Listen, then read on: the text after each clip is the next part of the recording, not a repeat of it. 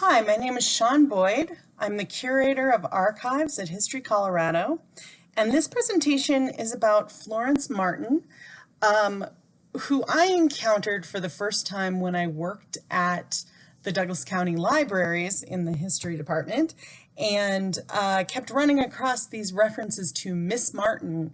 They were having school at Miss Martin's house, and there was a robbery at Miss Martin's house. So I wondered who Miss Martin was that she had the school at her house. And I could tell that it was somewhere near Daniels Park, but I didn't know exactly where. So this presentation is the result of my research around that. So Florence was born on Christmas Day, 1867, in Clarence, Sydney, Australia. So she is from Australia. Her parents were Sir James Martin. There's a picture of him. He was the Premier of New South Wales, like the governor, and he was later Chief Justice of the Australian Supreme Court. Her mother was Isabella Long, who was the daughter of William Long, and Isabella's father had been transported to Australia, so he had been arrested in England and sent to Australia, and he had become a successful, they said hotelier, other sources say bootlegger, in a colony where people were often criminals at the time in the early 1800s. He was very successful, and Isabella had money and Sir James had political aspirations, and the two of them together were a power couple of the mid 19th century in Australia. And they ended up having 8 boys and 7 girls. So Florence had 8 brothers and 6 sisters. There were a lot of kids in this house. The upper right-hand corner shows a picture of their house. That's the estate. The lower right-hand corner is the view of Sydney Harbor from their house. So this is a very, if you watch Downton Abbey, this is a very Downton Abbey type existence. This is a picture of their house, the gardens. I don't know if one of these girls is Florence. I'm not 100% sure if the 2 adults over on the left-hand side are the parents. It's a picture I found at the National Library of Australia of the house. But her father died, Sir James died in 1886. But through Lady Martin's standing and her large fortune, her children moved in the highest social circles. Not content with a life of idleness prescribed for young ladies of her class, Florence enrolled in the University of Sydney in 1891. After completing the first year with honors in physics, she re-enrolled in 1892. But during that year, she began working instead as an unpaid research assistant for the university's physics department under a family friend, Professor Richard Threlfall. And this is Professor Threlfall on the right, and Florence on the left. This was not a whim. After 2 years Martin spent in Threlfall's laboratory, she proved a reliable and accurate observer, and he said her most constant assistance was valued very highly. This is a picture of the University of Sydney. When her mother and most of her sisters left for Europe in early 1893, she remained behind to complete the chief piece of her research on which she had been engaged, which was an attempt to verify experimentally some of the conclusions of Maxwell's electromagnetic theory concerning forces acting in magnetic circuits. So that's what this postcard was about. The report was written jointly with Dr. Threlfall, and it was read to the Royal Society of New South Wales in July of 1893 and was published in London in the Philosophical Magazine. She then sailed for Europe, preceded by a letter of recommendation from Threlfall to Sir Richard Thomson, director of Cambridge's renowned Cavendish Laboratory. So this is where she worked when she was in England. She appears to have only been the second Australian research student to work with Cavendish, then rapidly becoming the mecca for every aspiring experimental physicist. Few Australian women had ever done so. She spent about 18 months there, attending the advanced undergraduate practical classes, as well as pursuing her own fairly inconsequential research on the expansion of gas between the plates of a capacitor when the capacitor was discharged. She returned to Sydney in 1896 and immediately resumed her collaboration with Threlfall, publishing 2 more joint papers. 2 years later, however, he returned to England, and her career in physics was entirely over. For 6 months during 1899, she acted as the university's tutor to women students, and then she became their housekeeper. Then she went to work for her mother, who was now senile. So Florence's career outside of her home is over by 1899. Between 1892 and 1899, she was working in physics, but now she's sort of stuck in this big house with her mom, and she's the unmarried sister. So you can imagine she's a pretty smart lady, and she's just waiting for something interesting to come along. And that something interesting that came along was William Cook Daniels. We're gonna make a divergence here for a few minutes and talk about him. He was born in 1867, same year as Florence, and he was the heir to the Daniels and Fisher department store on 16th Street in Denver.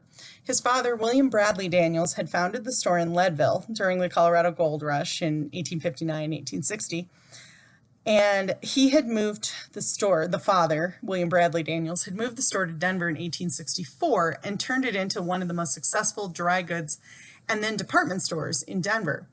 Mrs. Daniels, so William Cook Daniels, who I'll call Cook for the rest of the presentation, Mrs. Daniels died in 1881 when Cook was about 10 years old. So here is this single wealthy dad and a 10-year-old son living in Denver, no mom, and then his father died in 1890. So his growing up years were, by many accounts, very pampered and masculine. Like he was sort of the generation that really appreciated Theodore Roosevelt and the Rough Riders, and he was a bit of an adventurer, as you'll see.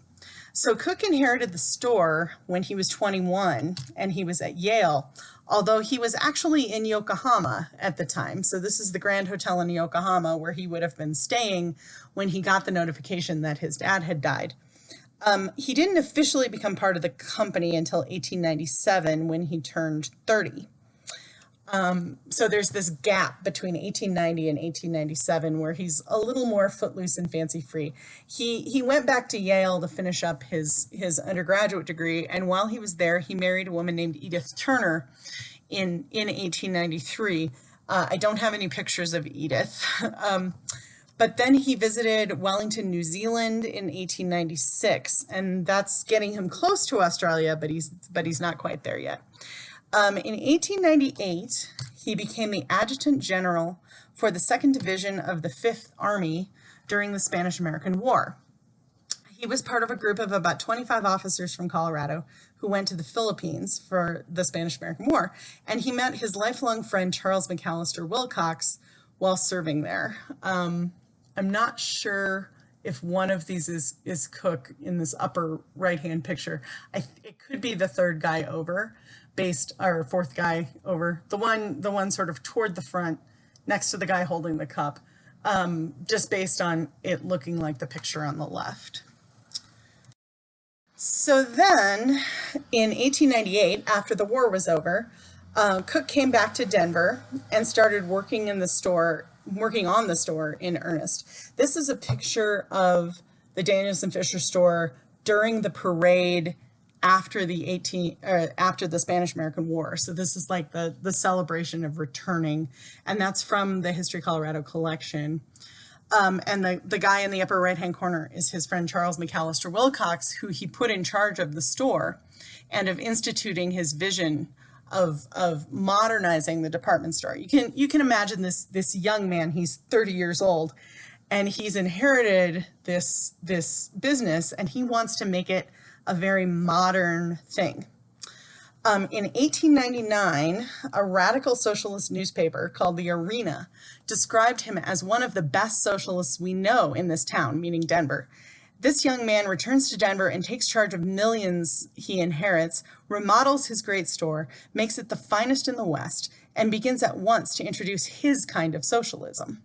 That's the end of the quote. His radical ideas included holding school for the employees before opening hours, closing early on Saturday, and providing health insurance and a credit union. So not exactly overthrowing the capitalist system, but he's providing some benefits to his employees, and it became a good place to work. Here's another account of Cook. In about 1900, an African-American poet from Denver named Paul Laurence Dunbar wrote to his friend in Ohio, and here's the quote. "I must tell you more about this friend of mine sometime. He's just 2 years my senior, but was major in Lawton's division and commended for bravery and efficiency. He's a fine fellow, but I am going to terminate my friendship with him. You will wonder why. Well, he is immensely wealthy for his age, possessing something like $2 million, and all the favors come from his side. I spend an afternoon each week with him. He has the finest private library in Denver, and he presses upon me the loan of expensive books. He wants to take me duck shooting and provide everything. We smoke together and read and chat for hours, but the books and cigars are always his. When I was doing my new story, he actually took time from his business, the management of the finest department store here, to help me on a stampede scene. He is an enthusiast, and I like him, but somehow I feel a bit cheaper by his kindness, though I know I should not, for he is very genuine." This is a picture of the inside of the department store. And in 1900, he published a book on the department store system. It's called The Department Store System. You can find it on Google Books. So that in 1902, he happened to be in Martinique during a volcanic eruption and took a photo that sold for 3,700 pounds in London. This is not that photo. This is a different part. But he took a photo that sold in 2009 for 3,700 pounds because it was the only photo of this volcanic eruption in Martinique. Then he went on a Royal Geographic Society expedition to Papua New Guinea. That's what this picture on the right-hand side is of. This was in 1903, and they went to Papua New Guinea, and he identified this bird, which was called the purple-breasted contiga, and gave the specimen to Cambridge University in England. And it was in Oxford, sorry, the Pitt Rivers Museum in Oxford. And he also has artifacts that were collected on the exhibition. This is a board from the Gabari people of Papua New Guinea that is still in the Pitt Rivers Museum collection that he helped collect. And while he was off, as they would say, in the bush in Papua New Guinea, he was gone for like a year with no contact with the outside world. And his wife, Edith, divorced him while he was gone, claiming that he had disappeared. And by the time he got back, she had married someone else and was living in Colorado Springs. And of course, the media had, asked him about it as soon as he got back. And his response was, "I'm not a bit surprised." So here we are. We have Florence. That's Florence. It's now 1905. He's come back from Papua New Guinea. And you have wealthy Florence stuck at home with her mother. And here comes William, who has a new fiance named Cecily Banner. Oh, here's Florence at her house. Then we have William, and he's got his new fiance, Cecily Banner, who is from England. But he's about to go back to New Guinea, and he doesn't want her as far away as Edith, having lost Edith when he went into Papua New Guinea. So he needs a place to leave Cecily that's closer to Papua New Guinea. So somehow they meet Florence. Cecily's great-grandfather had been a baron in England, but her father had died in 1903. So she's pretty much on her own. Her uncle was a bishop in the Episcopal Church in Australia, though. So she was supposed to be visiting him as well.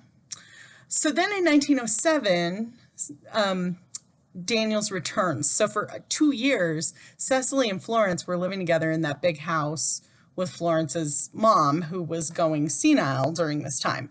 So that, they were having a lovely time. And then in 1907, Cook comes back and he marries Cecily in England, and Florence goes to live with them in England and France. And then they travel around the world. In 1909, Cecily and Florence and William / Cook visit Denver for the first time, 1909. They've been traveling since 1907. He doesn't come back to Denver until 1909, even though he owns this department store. They're supposedly running all over the world buying stuff for the department store. That was the excuse for all of their world travel. Cecily was described in the Denver newspapers as, quote, vivacious, extremely fair to look upon, and possessing an unusual charm. She also shocked the Denver reporters by pulling out a cigarette during her interview, but they assured their readers that this was very usual in Europe.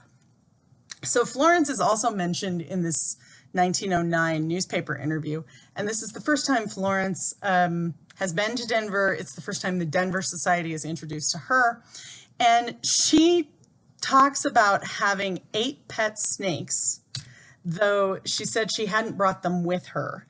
And she talked about them, she keeps them in a box and they play around each other like puppies.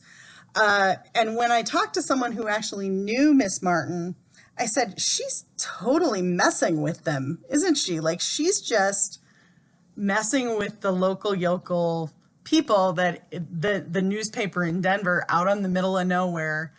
I thought it was a very telling and very funny article.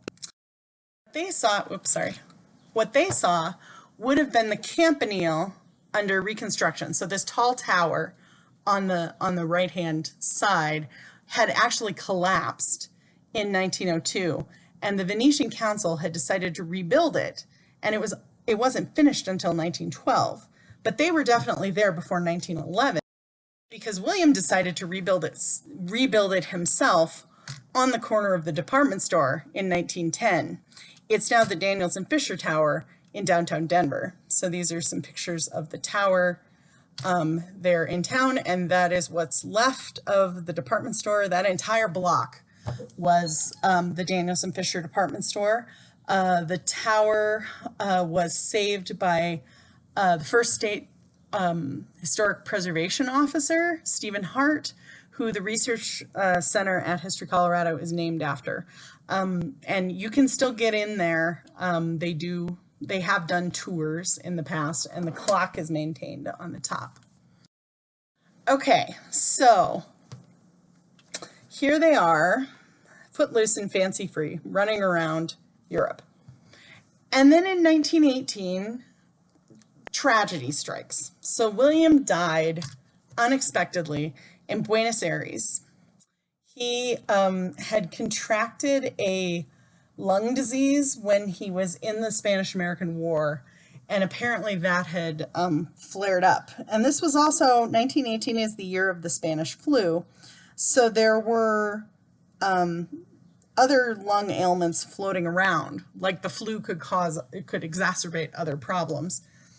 So when he died, he died in March, and he left his will to Cecily. Of course, he left half his estate to Cecily, and he actually left a quarter to Florence, who was described in the newspaper as daughter of the late Sir James Martin, Chief Justice of New South Wales, who has lived with his family and been his wife's friend for many years, being now with Mrs. Daniels in Switzerland. She receives 1/4, and Charles McAllister Wilcox, the manager of Daniels and Fisher, who also receives 1/4. So, okay, so William dies, he leaves his money to Cecily, but they can't find Cecily. All efforts of the administrators of the Major William Cook Daniels estate to communicate with the two of the chief beneficiaries have been unavailing since the document was presented for probate in the county court in Denver. The widow, Mrs. Cecily Banner Cook Daniels, when last heard from, was residing at the Grand Hotel Baronhof, Bern, Switzerland. By the terms of the will, she inherits 1/2 of the estate, and Miss Florence Martin, who inherited 1/4 of it, is supposed to be with her, aiding in the conduct of an army hospital. You also have to remember that World War I is going on at this time, and these people live in Europe. So they're living in Switzerland, working for the Red Cross. And that was really what curtailed all their world travels. They really stopped traveling around in about 1914 and started working for the war effort. So then, unexpectedly, Cecily died in October of 1918 of pneumonia, but it was related to the Spanish flu. That was a side effect of the flu. So now Cecily has died, and she has left her money to Florence. Cecily Banner Daniels, widow of William Cook Daniels, died at Guertin on Lac de Thun, Switzerland. Other than that the death was due to pneumonia, no details were given in the telegram received by Charles McAllister Wilcox in Denver.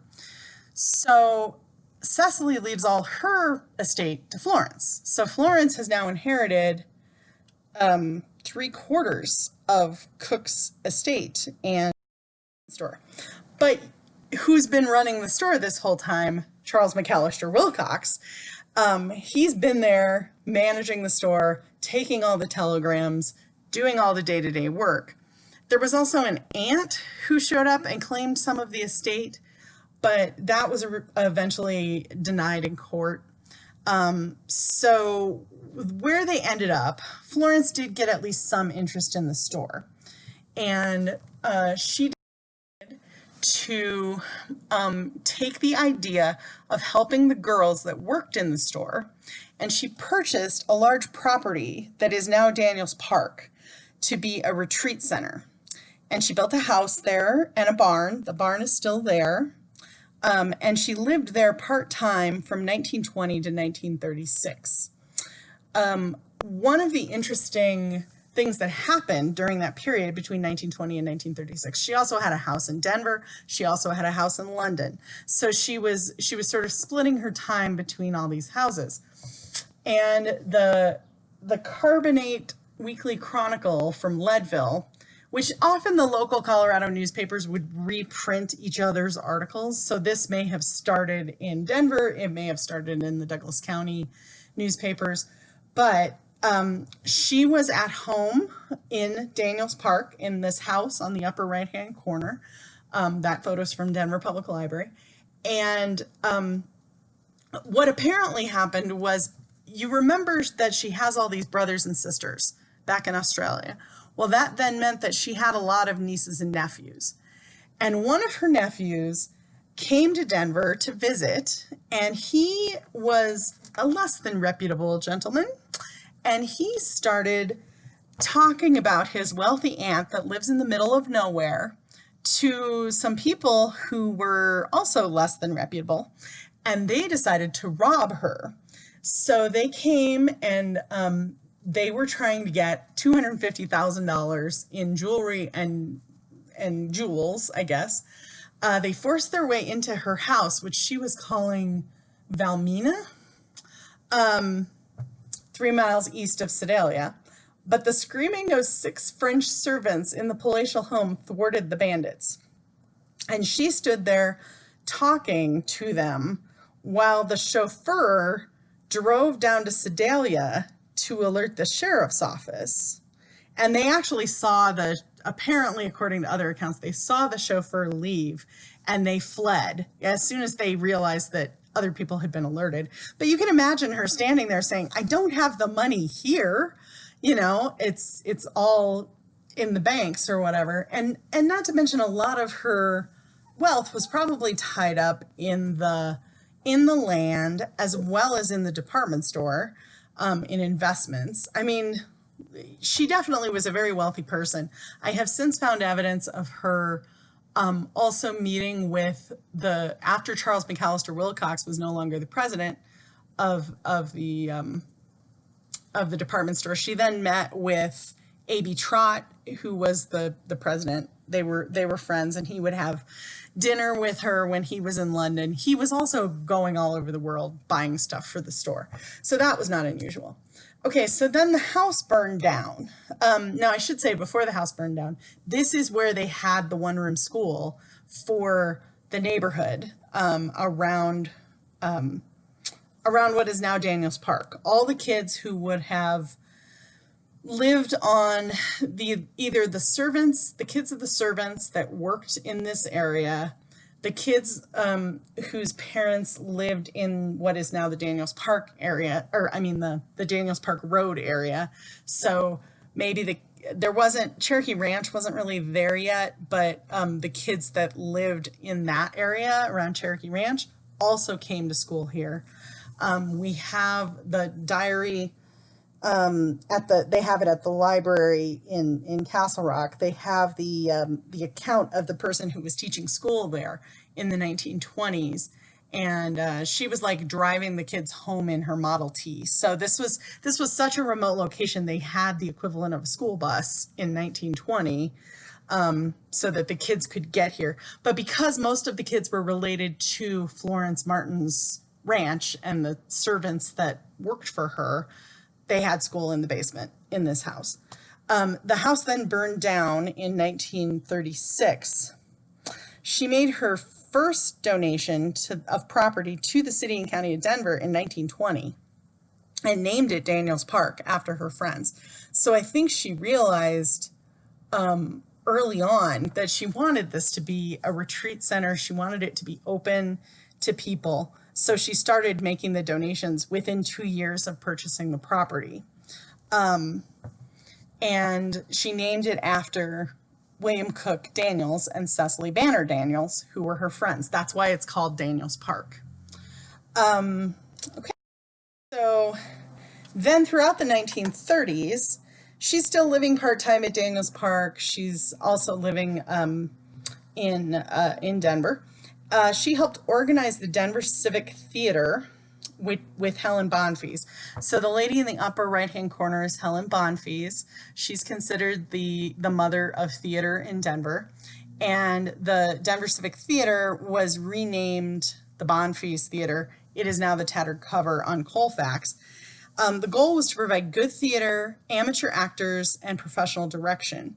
And Florence, Helen Bonfils, and Mrs. Verner Z. Reed provided all the financial backing for the theater through the Depression. Then in the middle bottom is the Mary Reed Hall Theater, which started in 1929. So she also helped start that theater, which is at DU.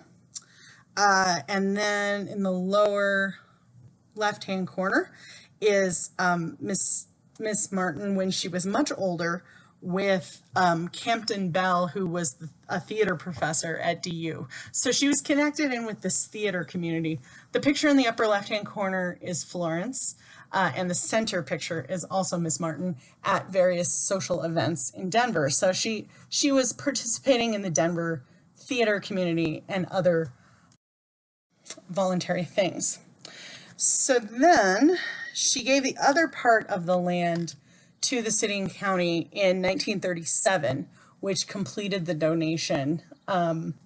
So all of it was given to the city and county of Denver by 1937. And these articles just kind of show, it seems an anomaly to say that the new mountain park has been added to Denver's mountain park system on the plains 20 miles from the foothills. Such became the case, however, when Charles McAllister Wilcox and Miss Florence Martin, lifelong friends of the late Major William Cook Daniels, presented Daniels Park to the city and county of Denver. This is in 1920. The land purchased is better known to Denver residents as Auto View. It was really Florence who gave it, because it says in these other articles that it was her. And they do mention, so in the article on the lower right-hand side, the second column there, mentions the place where Kit Carson, the famous scout, built his last campfire before he died on his way south in a wagon train. So here's the original photo that was reproduced in the newspaper. I found it once I started working at History Colorado. Now, just to talk about Daniels Park a little bit, in case you don't know, it is a large parcel of land which abuts the Highlands Ranch Backcountry. It also is near the Sanctuary Golf Course and the Cherokee Ranch. One feature of interest in Daniels Park is that Kit Carson marker.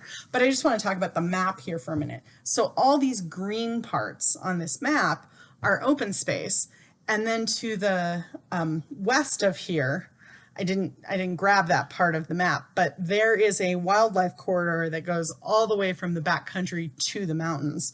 And even this yellow part is pretty uninhabited.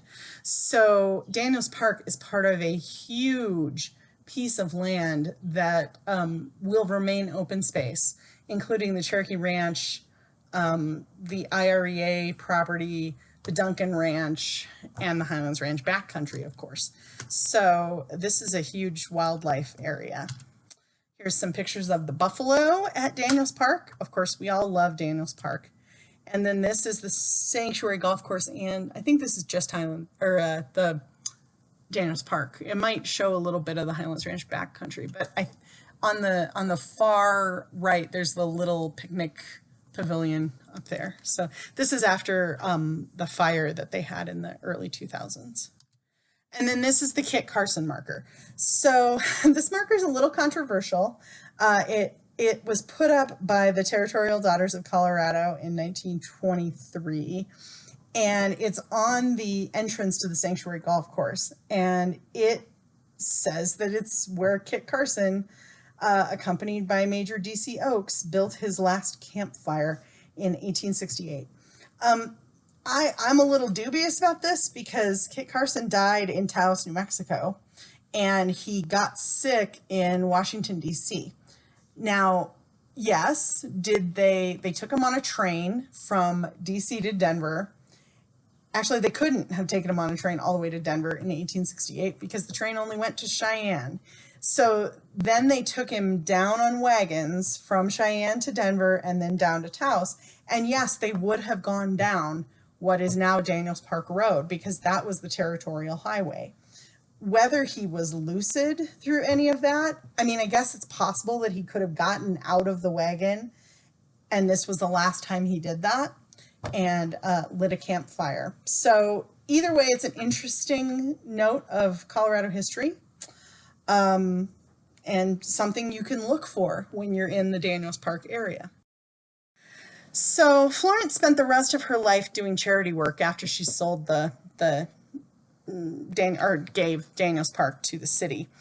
She worked for World War II relief, which is what that picture in the upper right-hand corner, and then she sewed stuff for World War II as well. So she's holding the sign in the one on the right, and she's sewing. She's the lady on the right center, sewing baby things during World War II. She passed away in 1957, and her estate went mostly to her niece, but she did also endow a lecture series, which is called the Cook Daniels Lecture at the Art Museum. It was still active as of 2008. And you'll notice there on the bottom it says sponsored by the Cook Daniels Fund. So it is designed to bring lectures about international art to the Denver area. And that is my talk about Florence Martin. So I just think she's a really fascinating character. And I want to say thank you to you for watching this, and thank you to Florence for all her contributions to Douglas County and the Denver metro area, and for having such an extraordinary life. This shows some of my citations of where I got my information, as well as ways to contact me if you want to know more. Here are some additional photos and videos from some of the things Shaun mentioned during her presentation on Florence Martin. The first was the Sanctuary Golf Course and some photos of Daniels Park, including a trailhead named after the very own Florence Martin. There is a shelter up the top, which has barbecue pits and a nice view. You can see some of the new fencing that's been built all around Daniels Park recently, and a view of the backcountry of Highlands Ranch off to the west. Cherokee Ranch is not too far away to the south. There's the fence from one of the original farms, and they're known for Santa Gertrudis cattle. Here's an aerial view of Cherokee Ranch set up on top of the bluff there. just to the south of Daniels Park. And here's a panorama taken from the tower at Cherokee Ranch, facing to the west. We hope you've enjoyed this presentation. Come again when we can meet in person, and we'll look forward to seeing you at Southridge in the future.